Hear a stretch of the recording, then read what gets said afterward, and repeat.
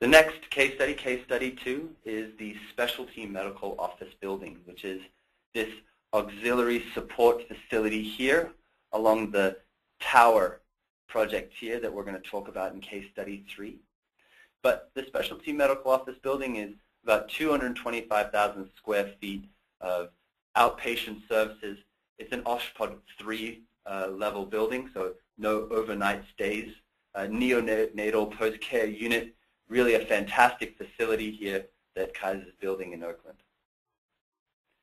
Now, we're going to talk a little bit about this, and now we're going to go into some projects that really implemented LBMS, that said, all right, we're going to use a contractual requirement to report out to the owner on a monthly basis in CPM, but we're going to manage the day-to-day. We're going to manage the optimization of this schedule, of this project, using LBMS theory and schedule planner, vehicle office, and production controller.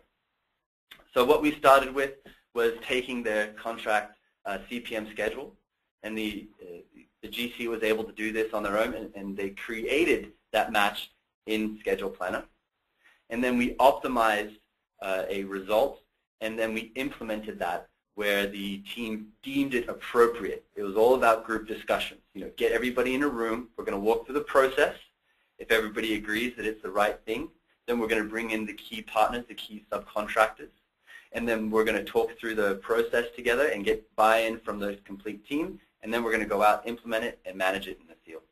And that's part of that LBMS process. So really focusing on the process, technology, people, and the collaboration of the 3 altogether.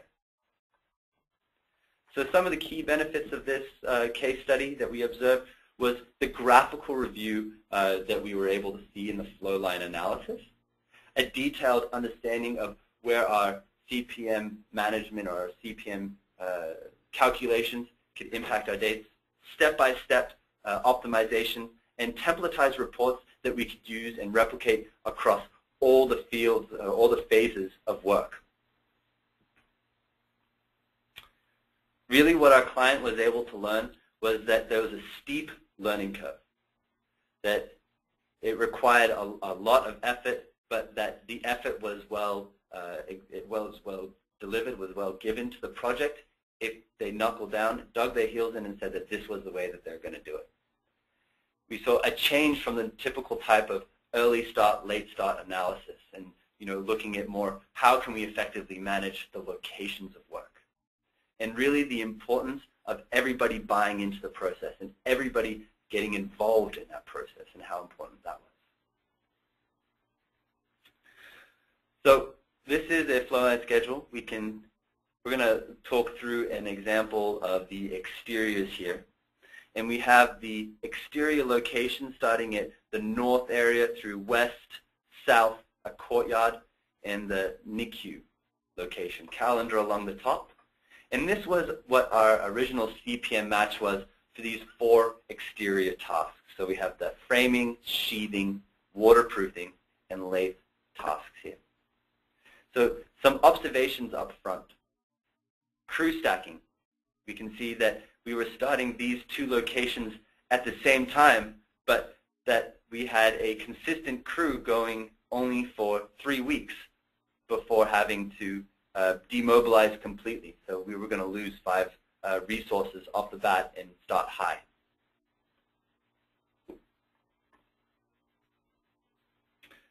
We can see some of the starts and stops that were indicated through these lines, these flow lines here, stopping for a couple of weeks, and then the sheathing continuing for a couple of weeks, stopping for a couple of weeks, ultimately impacting our resource demand and impacting, creating a lot of risk through comeback and start risk for our subcontractors that were trying to complete this work in a timely fashion.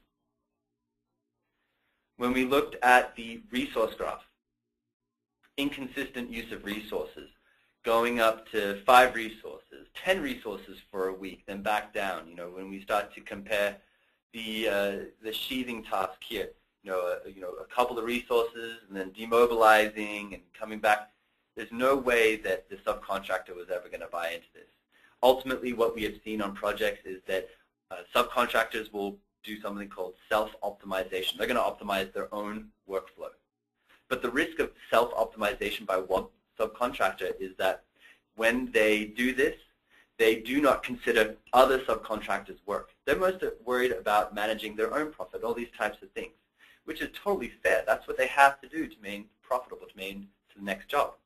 But by using a methodology that might be allowing them to look at how they're going to effectively manage their resources up front, this reduces those mind warps, those inconsistencies with the plan that might ultimately result in resource usage like we see in this graph, or like we saw on QVMC with the electricians, for example. So as part of that traditional analysis, we did some early start, early finish date analysis. And so what we're comparing here is the early finish of one location to the early start of another location. So in the beginning, we can see that they're not too bad, that we have some inconsistency here with that start delta, that start date delta, 1 day, 3 days, that's all right. But then we start to get to these other locations. Now we're seeing something like 12 work days. You know, that's nearly 3 weeks of downtime between locations. The trend continued across other tasks as worse as 38 days, 38 work days, or an overlap of 14 days between one location and the start of the next one. 15 work days. You know, deltas of 1, 2, 3, maybe as many as 4 or 5. You know, that's something that we can buffer in to our schedule and maybe give us a little bit of flexibility. But when we're talking like a month of time between completing one location and starting the next, now that we got the resources, now we've got the subcontractor a little bit worried about how he's going to manage this place. Will I get the people back? Is this something that I'm able to commit to down the line, downstream?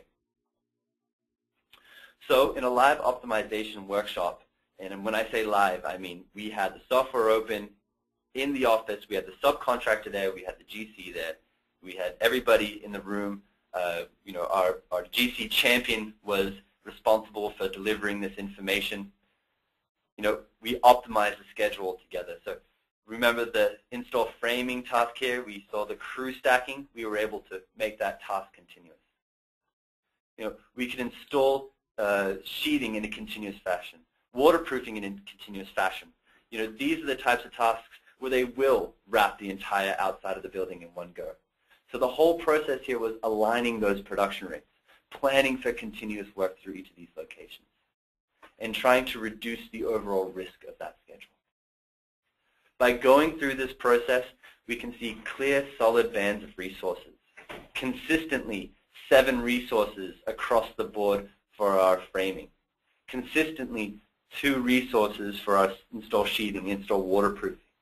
You know, when these bands are coming together in this neat way, although it's just a plan, it's the best plan that we can put forward for flow, for resource usage, for reducing the risk, predictability for our subcontractors, peace of mind that everybody's going to be able to commit to this plan and deliver it because they know what we're looking to do. What's also important to note here is that this was all driven by quantities in the 3D model. So we were able to leverage the use of the productivity rates that were given to us by these subcontractors, understanding the work that was already going to be installed. Quantity is a stagnant thing unless design changes.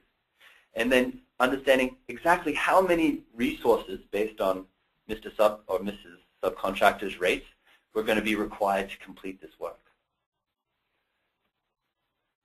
On KPOMC, you know, what are the things that we really looked at? And this is a real picture here. You can see the smog here and the tower right behind it. And this is in Oakland, California.